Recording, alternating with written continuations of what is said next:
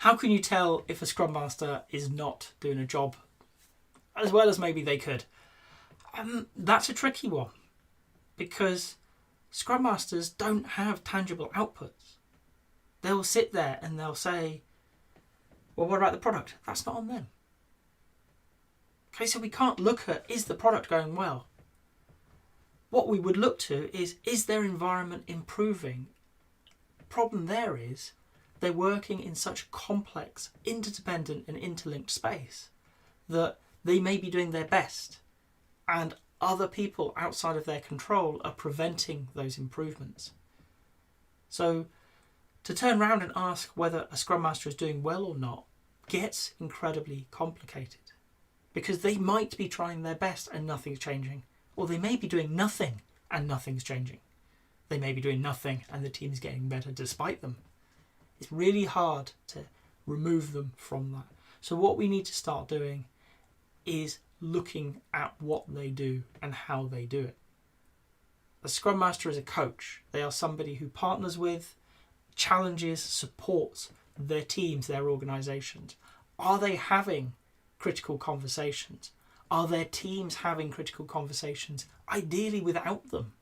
Are they fostering an environment where challenge is good, where safety is paramount though? We're looking at the results of their work. So when you engage Scrum Masters, when you engage Agile coaches, you need to be really clear about how you're going to measure them, because can they influence that directly? Are they the only person? Often no. What we need to do instead is use those measures to point ourselves to a conversation with the coach, with the Scrum Master, but with their teams, with the people they work with. Do you believe you are better or worse because of the existence of this person in your environment? Do you believe your environment is better or worse? One of the ways that I always look for great Scrum Masters is how often they're complaining about things that not being done. A great Scrum Master will take an impediment from the team. The team can't resolve it. The Scrum Master can't resolve it. It needs to go to the wider organisation. They're willing to step out of their comfort zone. They're willing to step up into that organisation, potentially at senior levels, and keep trying to get it solved. Does your Scrum Master do that? Are they willing to go and talk to heads of departments, directors of the business? Are they willing to go to the board, if that's what it takes, to get a responsible and reasonable answer to their question? It might be a no. And what I like to see from Scrum Masters at that point is put in a check-in date. It's no today. That doesn't mean in 6 months' time it's still no, so I'm going to be back then. Do they have that drive? Do they every day step up and try and make the world better around them? Organisations can be very big. They can be very slow and bureaucratic. They can treat Scrum Masters and Agile like a virus, and the antibodies attack them. So the Scrum Masters get very little done despite all their effort. We can't look at just the numbers. We do need the numbers, because that guides their actions. Are they doing things that make sense? Do they have hypotheses to advance those measures?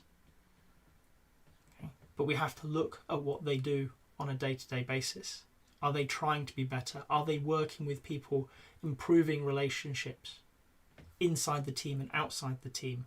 Are they tackling issues that maybe you've known have been around for a while, but the things that are getting in people's way, slowing people down? Do the team believe that their Scrum Master is trying to do the best job they can? There's lots of things you can start looking for, but really it's going to come down to, do you have some measures? And is what the Scrum Master doing actively trying to move the needle on those measures? Whether the needle moves or not, are they trying to? Then you likely have a good Scrum Master. If you've got to this point in the video, I hope you've enjoyed it. If so, a like would be appreciated. If you want to hear more from me, more answers to questions that maybe you've got in the Agile world, please subscribe to the channel. And if you've got a question that you really want answered, drop it in the comments. I promise we'll get around to it. Thank you.